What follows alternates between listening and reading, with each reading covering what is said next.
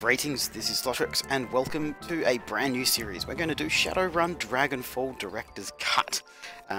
Complete playthrough. I'm thinking we're going to actually do this on a little bit of a higher level of difficulty since we managed to get through Shadowrun Returns fairly easily in the series that we just finished. But without any further ado, I know absolutely nothing about this game except it is the expansion standalone next in the series to Shadowrun Returns, and it's in the same world. That's all I know, so let's go start a new game.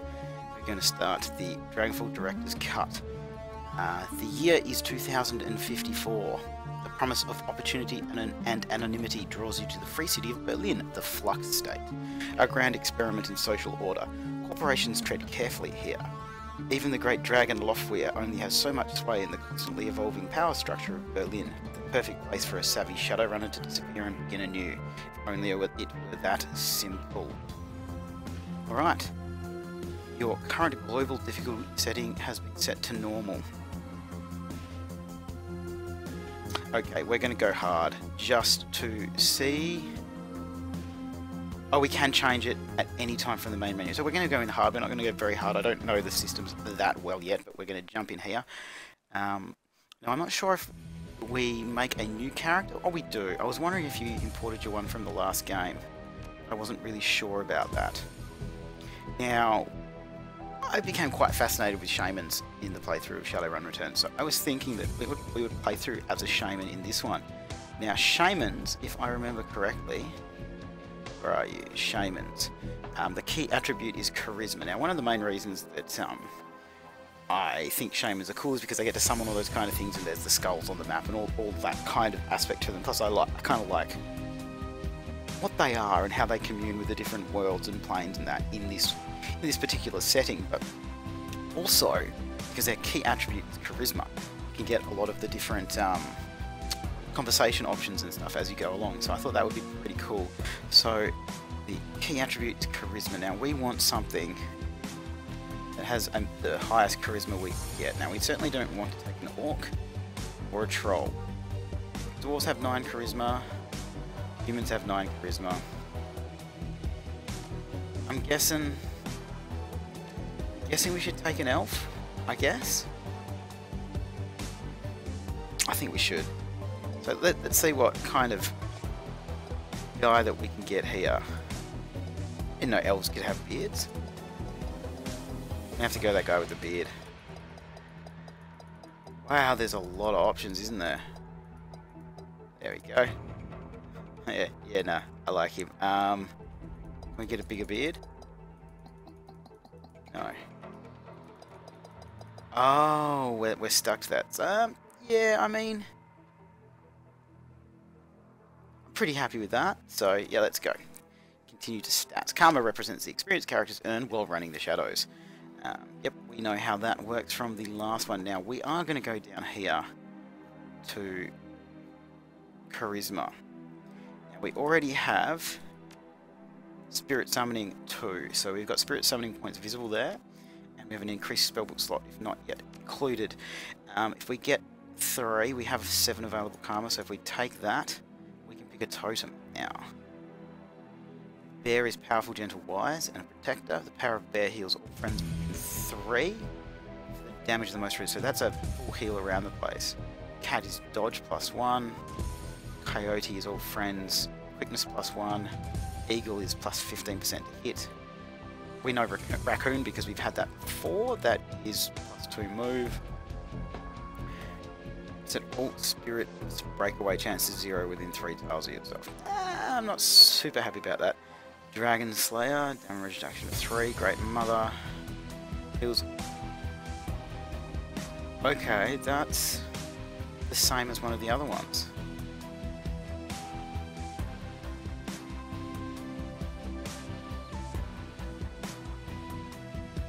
Yeah, so it heals all friends within 3 from the damage of the most recent attack.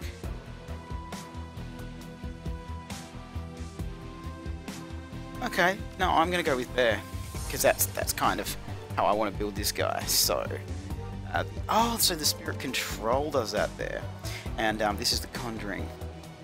Okay, so we're going to actually take this one. So we're going to have air barrier, and we're going to increase the spellbook slot, and we're going to have lightning.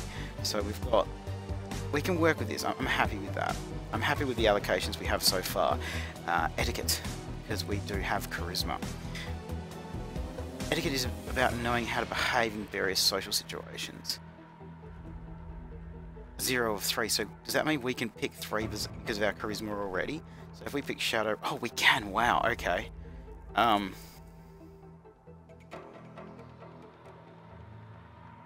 going to be an elf, so I like to think that I'm running in social circles, and I'm going to assume because of the introduction, the way that it was actually described, that corporations tread quite carefully.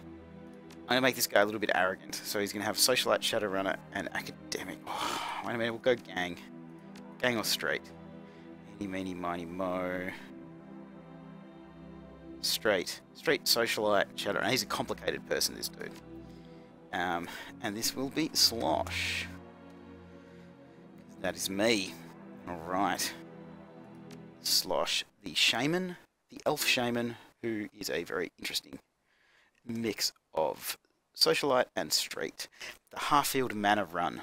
Life was good. Easy jobs, regular pay, a reliable crew.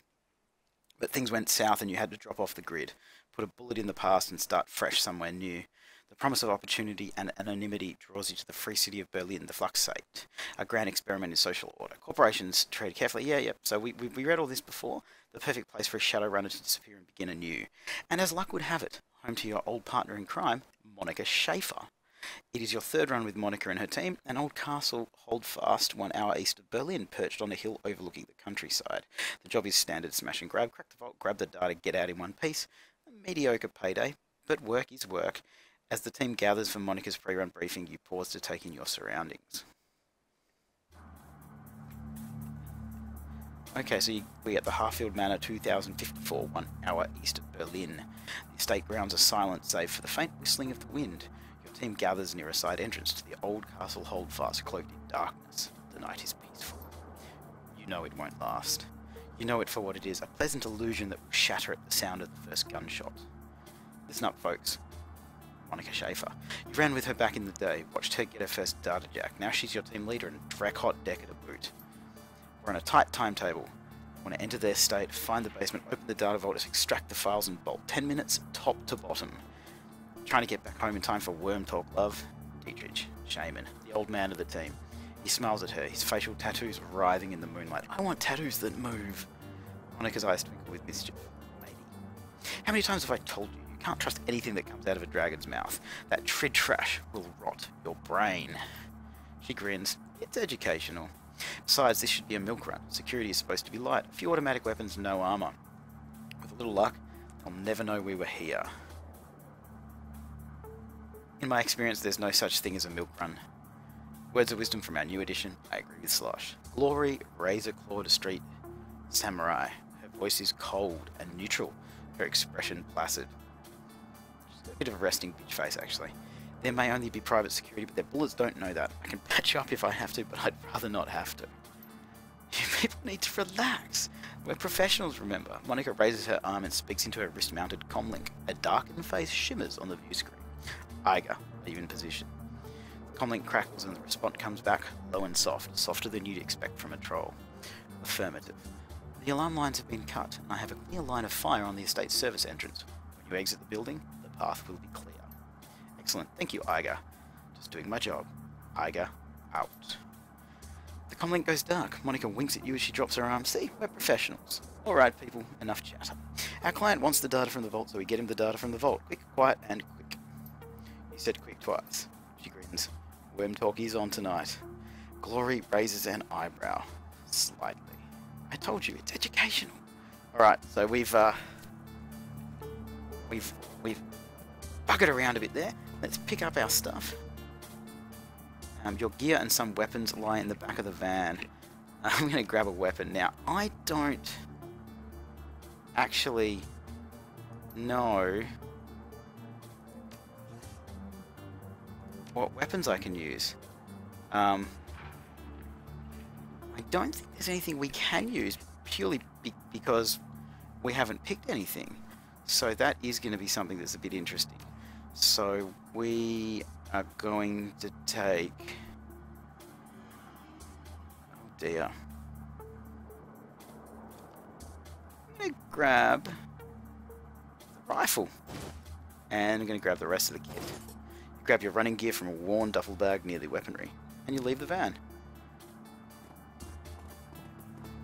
So if I go back over here and just jump to our inventory, let's have a look what we've actually got. We have acid bolt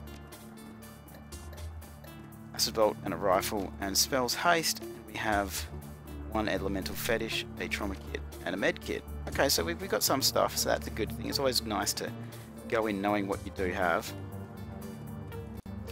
Alright, let's get in there.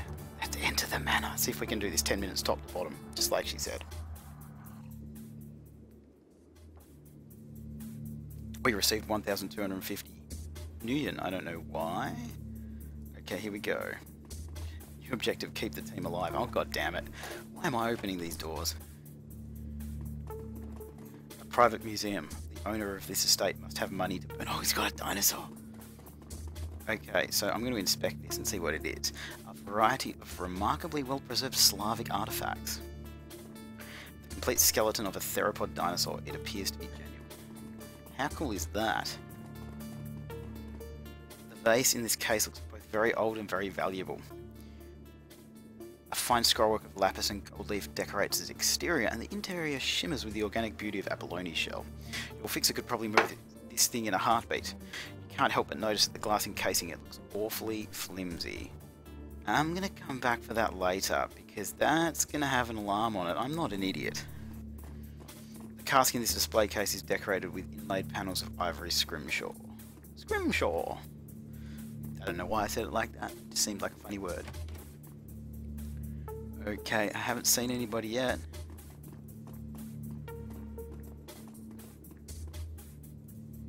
Okay, that's locked. That's open. I'm gonna go this way first. Not really sure why I'm picking this way first. Oh, really? Okay, so we're in combat. Now, I mean, if we'd gone the other way, would this not have happened? Let's go to our... This is... Okay, she's got aim shot, burst fire, and full auto fire. Now, if I move her... Her? Oh, no, that's, what's the face? Okay, so we can... Hopefully... Yeah, well, hitting's a good thing.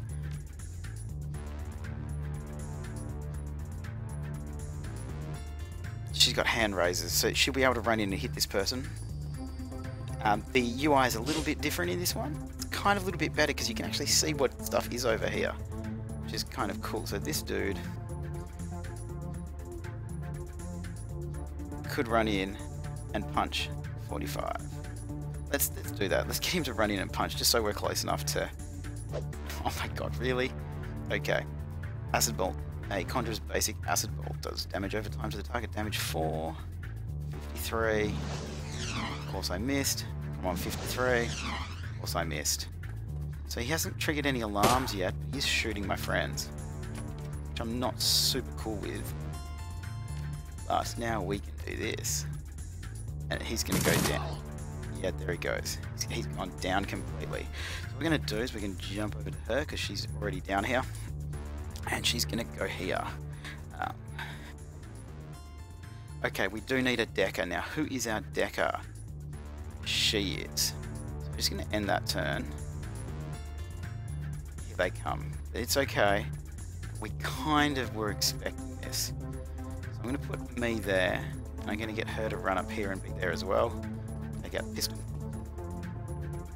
I'm going to... Can't overwatch with that.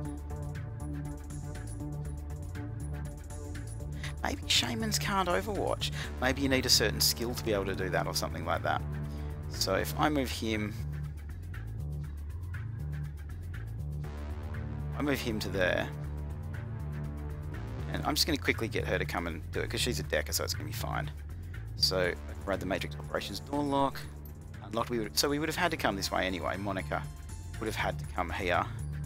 I can get Slosh to do that. I can get him to... this one. I could throw... no, he's not. He's just going to end his turn, I think.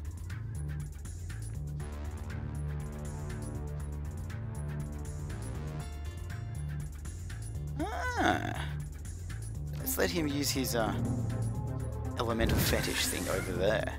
That'll give us something to attack with. Oh, brilliant. I do like the flanked and stuff that's coming up now in this particular version. It feels more... I don't know, it already feels better, and it's already a little bit harder. So, now, if I go here, I have one fetish. I don't really want to use it yet. So, I'm going to attack you. Of course, I'm going to miss, so I'll try that guy. Oh, really? So, I'm actually going to get her to go full auto. No, that's not going to happen because she's too far back. So we'll run her over there. And who's the... I think we need to get rid of this guy. So he's pretty hurt. Take out our pistol. If we can get this guy... come on. Come on. This is ridiculous. So if we change to this guy, we're going to just take the 8% chance, I think. So I'm going to move it here.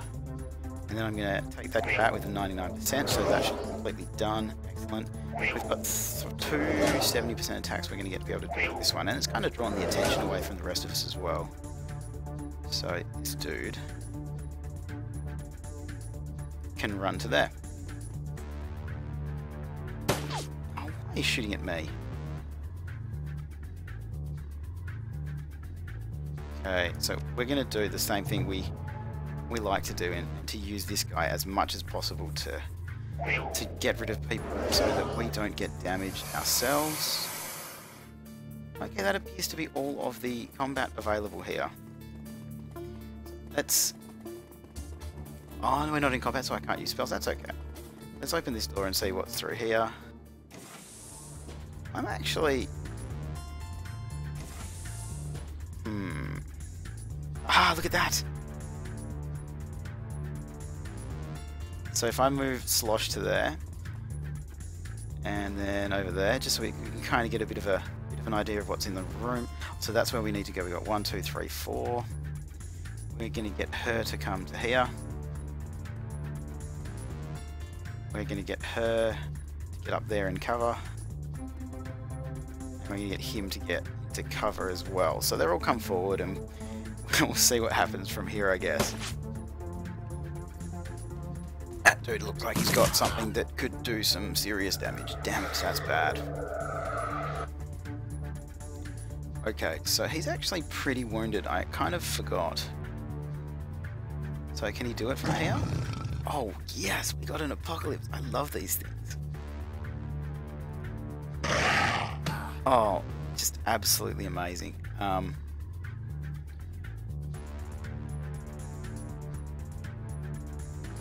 I'm going to put him in cover over here. Let's get him out of the way.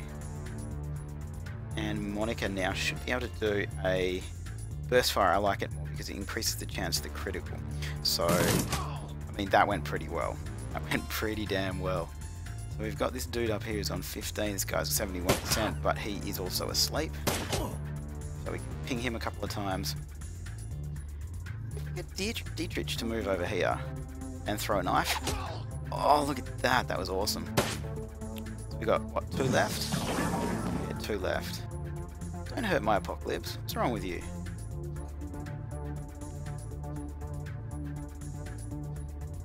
I wonder if I put him there.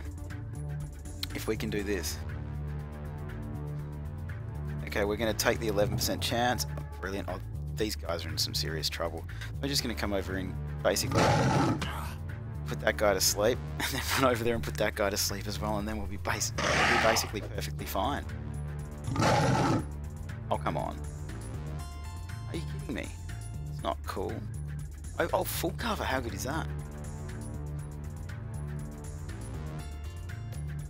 56%. Come on. Perfect. We're going to get her to run up here, staying in cover still. Maybe we can get him here in full cover and throw a couple of knives. Or one knife, you know how it is. So you've got some healing? Is this what you're telling me? No, none of us actually have healing spells.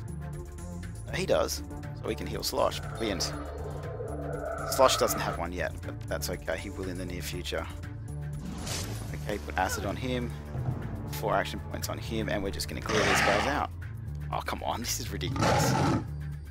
That's better. Critical. Okay, so we've done that. I'm actually going to go get this thing now over here. Because I have a feeling that... I don't know, I just want it. I just want it. This character would take it. So, we're going to take it. Okay.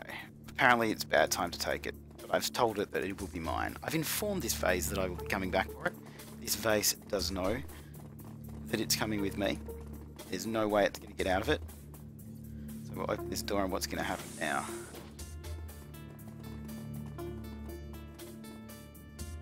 Okay, select a decker to jack in.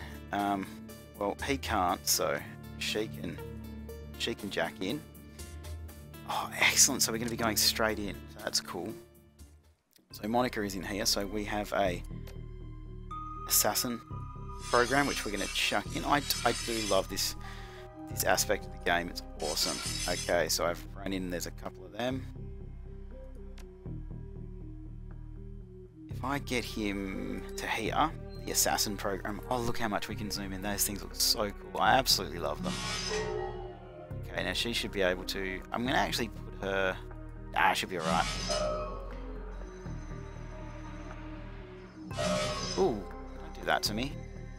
It appears that he does not have many hit points. He's almost dead already. So what have we got here?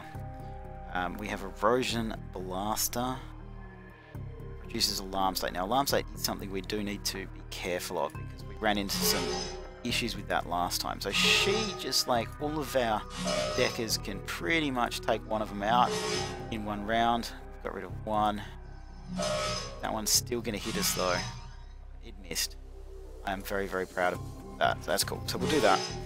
We'll jump over to here and she can heal that guy. So we're all perfectly fine now. We'll kind of stay in cover, I think. But he can run as far forward as possible because it looks literally like there's just this. So... okay, so there's one more. Of course there is. Blaster. We'll just do this one. So it's pretty hurt. So we can do that to it. It's got erosion on it now, so it's pretty messed up. Cool, we've done it. So we're going to go over here and hack the node, and we'll see what actually comes of that. Antiques delivery schedule we got. Oh, cool. That's mission item added, pay data, antiques delivery schedule. Okay, so we're going to jack her out of there, and our little assassin's going to just disappear into the ether. And it looks kind of like we're doing okay at the moment. If I try and go to different people, he's on 35, 40, 55, 30. So the only person that's hurt is Slosh, and he's not that hurt, so I'm not too concerned about. So let's go down in the elevator to the basement. We've definitely taken more than 10 minutes, though. Definitely taken more than 10 minutes. The Harfield Manor Run. So far, so good. If you're skirmish with security set off any alarms, you don't hear them. Monica leads the rest of the team downward into the basement of the Harfield Manor. Your payday is waiting. The data vault lies ahead. Dietrich eyes the door, then turns to Monica. That's a big freaking vault, Liebchan. Bigger than that. Bigger than on the schematic. The schematic didn't have a date. Our client may have old intel. Still, our instructions were clear. The data we're looking for should be just on the other side of this door. Monica combs a hand through her hair, parting it to reveal the black plastic sheath of her data jack. A head sheath. Gross. Quick jaunt into the Matrix, a little digital hand waving, and I'll have this thing wide open. Be right back. A burst of static crackles through the tiny speaker on Monica's comlink. Iga, still in position outside the estate. Hold on, Monica, who's in charge while you're jacked in? Monica rolls her eyes. Dietrich oh my god. Dietrich fixes his stare intently on the vault door. Glory looks cold and distant, just as she always does. We've been through this before, Iga. You're not in the KSK anymore, and that chain of command nonsense doesn't fly in the shadows. We don't need rules and regulations to guide us, the same principles that apply to the Flux State. Please, spare me the lecture. Your politics have nothing to do with this. Best get used to it, Iga love, says Dietrich. Iga sighs. Look, it's a simple question. Years of experience tell me that it needs an answer. I agree with Dietrich. If someone needs to take charge, it'll happen. That may be how your mystical Flux State works, but in the field that kind of thinking gets you killed. Come on, Monica, put someone in charge and let's get on with the mission. Monica stares at the screen on her wrist for a moment, clearly irritated. Then that twinkle appears in her eye again. She smiles at you as she speaks into her comlink. Very well, we'll do this one Iga's way. While I'm jacked in, Slosh is in charge. There is a pause. Then Iga's voice crackles out of the comlink again. Slosh, did I hear you right? You're putting the rookie in command. I'm no rookie, Iga, and you know it. Monica cuts in, still smiling. You heard what I said, Iga. This is ridiculous. I know this is a joke to you, Monica, but I'm telling you, Iga, the decision is made. You have your answer. Acknowledged. Without another word, Iga's image flickers and fades from Monica's communicator. Sorry about that. Iga can be inflexible, Monica says, the legacy of a long military career. But she knows what she's doing, and she means well. Null sweat, I'll buy her a beer and talk it out after the run. Good man. Iga's skills and experience are invaluable to this team. It would be good to have her on your side. Okay, enough chatter, let's get this done. Monica turns towards the door, fingers poised on the controls of her cyberdeck, then glances back at you with a grin. See you on the other side. Then she punches it, projecting her consciousness into cyberspace, her fingers harmonizing the smooth rhythmic staccato that only an expert decker can achieve. So she's off.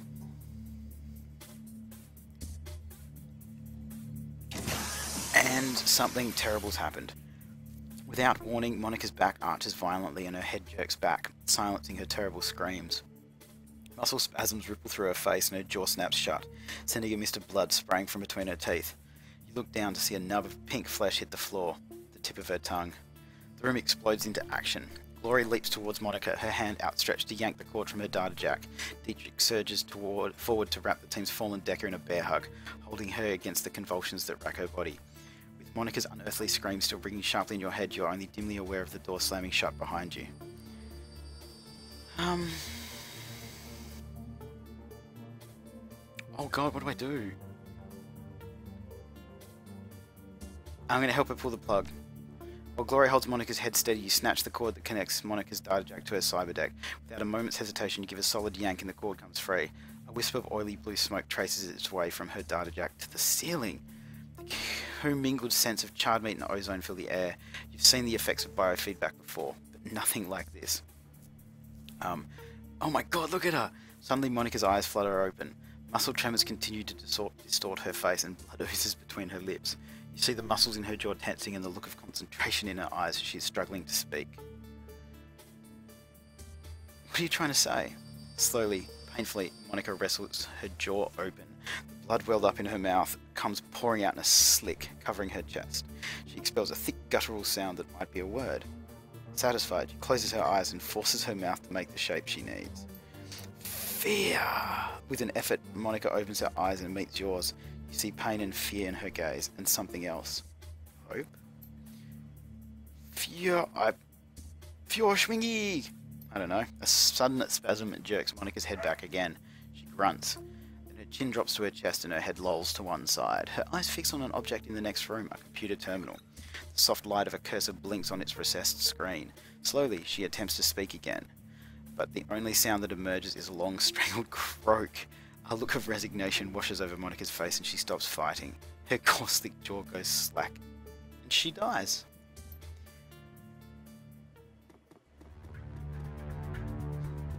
Okay. We've got hostiles. This clearly isn't a data vault. We need to get out of here fast. Okay. Well, I think this is absolutely the most perfect place to leave off this very first episode of the series. It is, without a doubt, the perfect start, a perfect cliffhanger. Monica is dead, and we are somewhere where we have been lied to. This is not a simple data vault. Something's going on. And yeah, as always guys, thank you so much for watching. I'm really looking forward to this new series. Already this game has got my attention. I'll see you guys next time.